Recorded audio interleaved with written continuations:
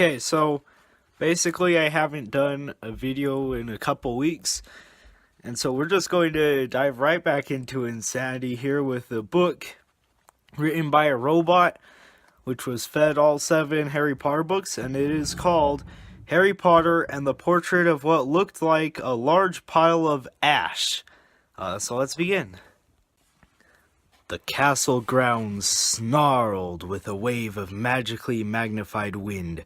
The sky outside was a great black ceiling, which was full of blood. The only sounds drifting from Hagrid's hut were the disdainful shrieks of his own furniture. Magic. It was something that Harry Potter thought was very good. Leathery sheets of rain lashed at Harry's ghost as he walked across the grounds towards the castle. Ron was standing there and doing a kind of frenzied tap dance. He saw Harry and immediately began to eat Hermione's family. Ron's Ron shirt was just as bad as Ron himself. "If you two can't clump happily, I'm going to get aggressive," confessed the reasonable Hermione. "What about Ron magic?" offered Ron. To Harry, Ron was a loud, slow, and soft bird. Harry did not like to think about birds. "Death Eaters are on top of the castle," Ron bleated, quivering. Ron was going to be spiders. He just was. He wasn't proud of that. But it was going to be hard not to have spiders all over his body after all is said and done. "Look," said Hermione. "Obviously, there are loads of Death Eaters in the castle. Let's listen in on their meetings." The 3 complete friends zapped onto the landing outside the door to the castle roof. They almost legged it, but witches are not climbing. Ron looked at the doorknob and then looked at Hermione with searing pain. "I think it's closed," he noticed. "Locked," said Mr. Staircase, the shabby-robed ghost. They looked at the door, screaming about how closed it was, and asking it to be replaced with a small orb. The password was "Beef Women!" Hermione cried.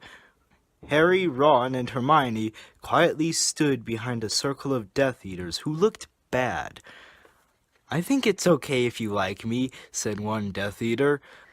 "Thank you very much," replied the other. The first Death Eater confidently leaned forward to plant a kiss on his cheek. "Ah, well done," said the second, as his friend stepped back again. All the other Death Eaters clapped politely. Then they all took a few minutes to go over the plan to get rid of Harry's magic. Harry could tell that Voldemort was standing right behind him. He felt a great overreaction. Harry tore his eyes from his head and threw them into the forest. Voldemort raised his eyebrows at Harry, who could not see anything at the moment. "Voldemort, you are a very bad and mean wizard," Harry savagely said. Hermione nodded encouragingly. The tall Death Eater was wearing a shirt that said, "Hermione has forgotten how to dance." So, Hermione dipped his face in mud. Ron threw a wand at Voldemort, and everyone applauded. Ron smiled. Ron reached for his wand slowly. "Ron's the handsome one," muttered Harry as he reluctantly reached for his. They cast a spell or two, and jets of green light shot out of the Death Eaters' heads. Ron flinched. "Not so handsome now," thought Harry as he dipped Hermione in hot sauce. The Death Eaters were dead now, and Harry was hungrier than he had ever been. The hall was filled with incredible moaning chandeliers, and a large librarian who had decorated the sinks with books about masonry. Mountains of mice exploded. Several long pumpkins fell out of McGonagall. Dumbledore's hair scooted next to Hermione as Dumbledore arrived at school.